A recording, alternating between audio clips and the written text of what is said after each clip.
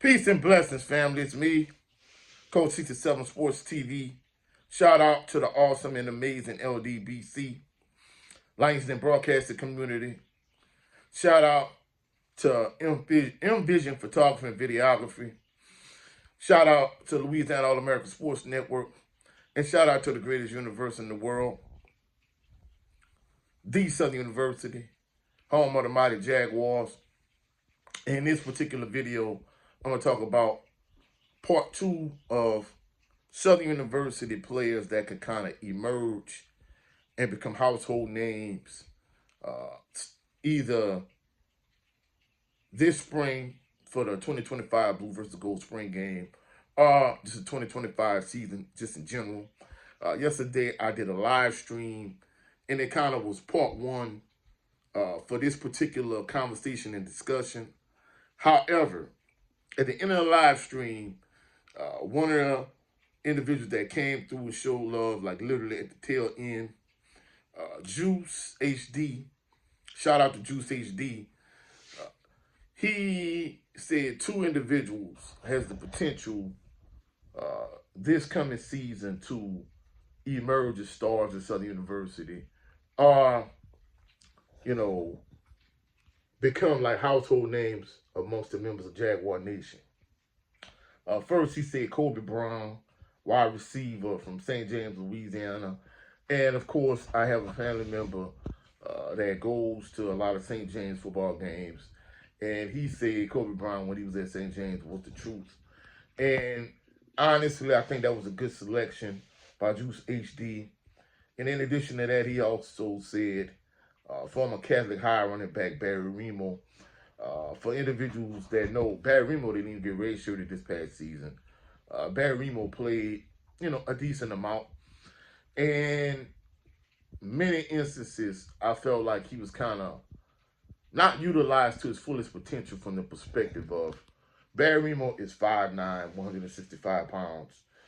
In many instances, Mark Frederick will put him in at fullback when they line up in an eye.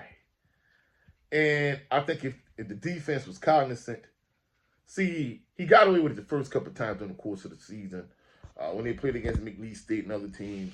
But later on in the season, when they line up in an eye, people know that your eye back is not like a real legitimate lead blocker, not a legitimate fullback. They know he's a smallish, undersized running back. So you wasn't fooling nobody when you put Barry Remo in the game. Like the first few times he did it, teams were fooled and they got away with it. However, like later on in the season, like for homecoming, when you play against Alcorn State, it's like 4th and goal at the 1 yard line, and you put him in, and Alcorn State was waiting for the play. So I think, Mark Frederick, he has to kind of be more innovative from a play calling standpoint. But we got to realize, Barry Remo, he's 5'9", 165 pounds. I mean, for the exception of Gerald Holmes and Ryan Lewis, like Southern University hasn't had, even though Southern backs are like over the years, the prototypical Southern University running back is a third down type, like NFL running back. But even with that being said, like Barry Remo, I'm certain he's gonna, he's hitting the weights, he's getting bigger. But like those are the only two like Southern University running backs that I could think of that were starters that were smaller than Barry Remo. So I think Barry Remo could be definitely an impact player, just like Kobe Brown. But I think when it comes to Kobe Brown, I think Kobe Brown needs touches, whereas Barry Remo, his speed needs to be on the same level of Gerald Holmes and Ryan Lewis. Now, Gerald Holmes, like I remember his senior year, they were playing against McNeese State at A.W. Mumford Stadium, and they were trailing, and he had a long run, and they caught him on like the 5 yard line.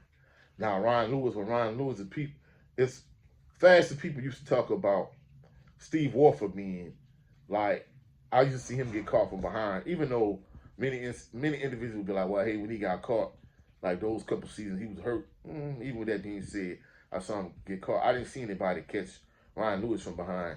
So from a speed standpoint, Barry Remo gonna have to be, his speed is gonna have to be kind of comparable to with what Ryan Lewis' speed was from a standpoint of like being able to hit holes and get in and out of his cuts. But once you get to the next level, just kind of be fast and not get caught from behind. So, in fact, realistically, from a size standpoint, he really about the same weight as Ryan Lewis, but he just a couple inches taller. But at the end of the day, I think both of these young players have the ability to be breakout stars this coming spring in the 2025 Blue versus the Gold spring game, or just this season in general. So at the end of the day, it's going to be interesting to see, whether it's Kobe Brown, whether it's Barry Remo, or whether it's like multiple different players that's currently on Southern University roster that hasn't become household names yet, especially on the defensive side of the ball, where you see guys like just kind of emerge because, once Taj Brown left, who would have thought like Darius Harry, would have became what he was, even though like he really didn't jump out like at the beginning of the season. But, as the season progressed and teams start to give Kelvin Gibbons more and more individualized attention and double him more and make sure that he just didn't disrupt their offensive game plan, Darius Harry start to stand out more. So at the end of the day, you're gonna have players that's gonna emerge as star caliber players, both in the 2025 Blue versus Gold spring game and just this 2025 season overall. So it's gonna be interesting. I mean, it's kind of exciting time, a season for someone like myself, because during a regular season is when you kind of make your name, but players start to emerge in spring practice and in the 2025 Blue versus Gold spring game. So it's just going to kind of be interesting how everything plays out this season. And another thing, too, I used to tell my players all the time, whether we talking about on the Little League level, Pop Warner level, middle school / junior high level, high school level, college level, NFL level, before the season starts, every team has hope and position to be like, hey, even though we might be a bad team, whatever the case may be, like we could turn things around. So it's gonna be interesting to see like what mindset do a lot of these players Southern University have on their roster.